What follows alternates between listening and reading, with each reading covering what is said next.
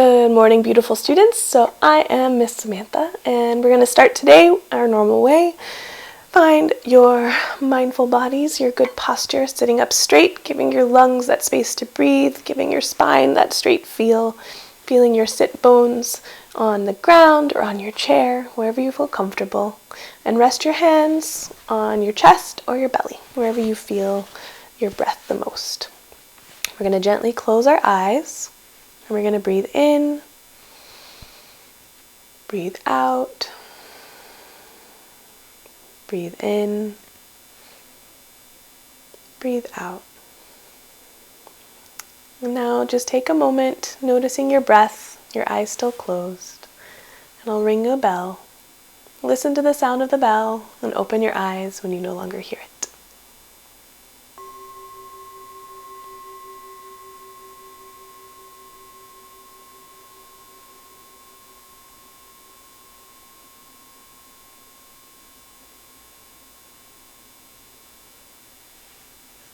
So today's mindful moment is going to be about heartfulness. So it's going to be a heartful moment instead of a mindful moment. So to begin, I want us to put our hands in the air, and you're going to make a heart with your hands. So can you do that?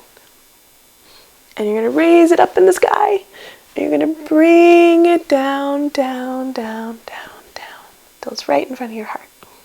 And you're going to rest your hands on your heart. You're going to hold it close. And now, you can close your eyes if you feel comfortable. And in your mind, I want you to imagine the person that you love. Anyone, any pet, it could be a parent, a sibling, maybe your teacher at school, a grandparent. Picture someone in your mind that you love, that you could maybe even call or send a message to after this video. Picture them in your mind. Now imagine that they're healthy and strong. What do they look like? Are they playing a sport? Are they running? Now imagine that they're happy and joyful. Maybe they're laughing, playing a game, watching something that's making them laugh. Now imagine them calm and peaceful, content. Maybe reading a book under a cozy blanket, drinking some tea and looking out the window. Whatever you imagine their idea of comfort would be. Now you can repeat after me. And imagine you're saying these words to that person you love. Or if you're next to the person, you can open your eyes and look directly at them. May you be happy. May you be healthy. May you be peaceful. Now you can open your eyes.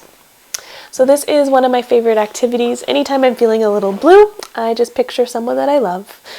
Imagine them healthy and strong and laughing, and it sometimes can bring me a little joy. Okay, so that was our mindful or heartful moment for today. And today we're going to read the book called The 3 Questions. So this is based off of a story by Leo Tolstoy, but it was rewritten and illustrated by John J. Muth. So cozy in. Get comfortable for the 3 questions. There once was a boy named Nikolai who sometimes felt uncertain about the right way to act. I want to be a good person, he told his friends, but I don't always know the best way to do that. Nikolai's friends understood. They wanted to help him. If only I could find the answer to my 3 questions, Nikolai continued. Then I would always know what to do. His 3 questions. When's the best time to do things? Who is the most important person?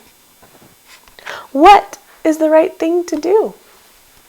His friends listened, and they considered the first question. Sonia, the heron, spoke first. To know the best time to do things, one must plan in advance, she said. Gogol the monkey, who had been rooting through some leaves to find something good to eat, said, You'll know what to do if you watch and pay close attention. And Pushkin, the dog, who was just dozing off, rolled over and said, You can't pay attention to everything yourself. You need a pack to keep watch and help you. Then they'll decide when to do things. For example, Gogol, a coconut's about to fall on your head. See the coconut?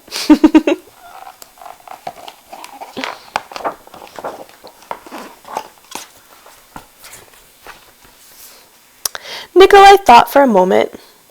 Then he asked his second question. Who's the most important one? Those who are closest to heaven, said Sonia, circling up, flying in the sky. Those who know how to heal the sick, said Gogol, stroking his bruised noggin. Those who make the rules, growled Pushkin.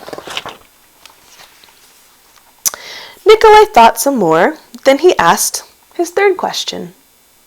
What's the right thing to do? Flying, said Sonia. Having fun all the time, Gogol said. Fightin', barked Pushkin right away. Then the boy thought for a long while. He loved his friends. He knew they were all trying to do their best answering his questions. But their answers, they didn't seem quite right. Then an idea came to him. I know, he thought. I will ask Leo the turtle. He has lived a very long time. Surely he'll know the answers I'm looking for. Nikolai hiked high up into the mountains, where the old turtle lived all alone. When Nikolai arrived, he found Leo digging a garden. The turtle was old, and digging was hard for him, he could tell. I have 3 questions. I came to ask your help, Nikolai said. When is the best time to do things? Who is the most important one? And what is the right thing to do?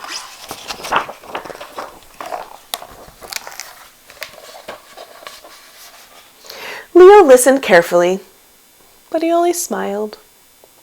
Then he went on digging. You must be tired, Nikolai said. Let me help you. The turtle gave him his shovel and thanked him. And because it was easier for a young boy to dig than it was for an old turtle, Nikolai kept on digging until all the rows were finished. But suddenly, when he finished, the wind started to blow wildly, and rain burst from dark, dark clouds above. As they moved forward to the cottage for shelter, Nikolai heard a cry for help.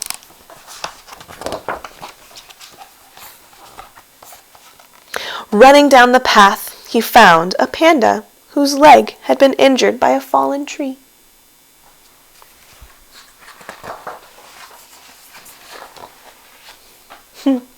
Carefully, Nikolai carried her into Leo's house and made a splint for her leg with bamboo. The storm raged on, banging at the doors and windows. The panda suddenly woke up. Where am I? She said. Where's my child?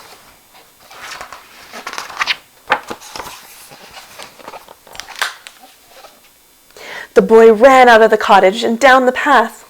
The roar of the storm was deafening. Pushing against the howling wind and drenching rain, he ran farther and farther into the forest.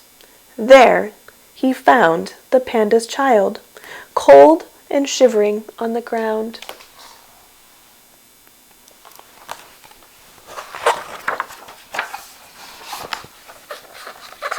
The little panda was wet and scared, but she was alive. Nikolai carried her inside, made her warm and dry, and then laid her in her mother's arms. Leo smiled. when he saw what the boy had done.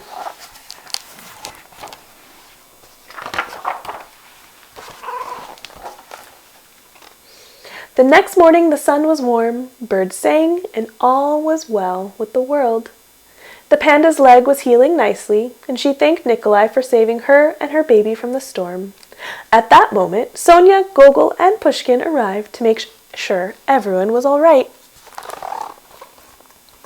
Nikolai felt great peace within himself. He had wonderful friends, and he had saved the panda and her child, but he also felt disappointed. He still had not found the answer to his 3 questions. So he asked Leo one more time. The old turtle looked at the boy. "But your questions have been answered," he said.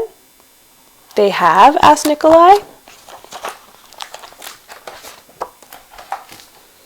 "Yesterday, if you had not stayed to help dig my garden, you wouldn't have heard the panda's cries for help in the storm. Therefore, the most important time was the time you spent digging the garden. The most important one at that moment was me. And the most important thing to do was to help with my garden. Later, when you found the injured panda, the most important time was the time you spent mending her leg and saving her child. The most important ones were the panda and her baby. And the most important thing to do was to take care of them and make them feel safe."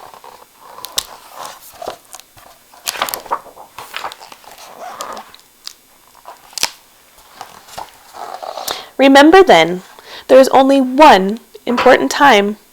That time is now. The most important one is always the one you're with. And the most important thing is to do good for the one who is standing at your side. For these, my dear boy, are the answers to what is most important in this world.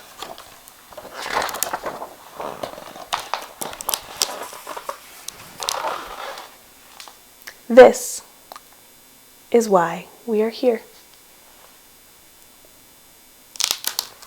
The end.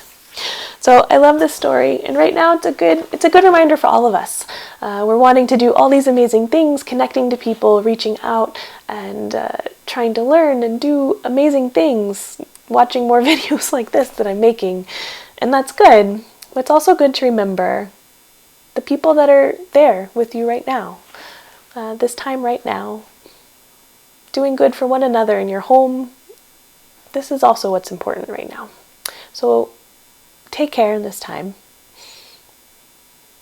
Be here now. Be present with the ones you're with, and do good for those standing at your side. I love you all, and until tomorrow, have a wonderful day, and I'll ring our bell so we can sit up straight and tall one more time. Just listen to the sound.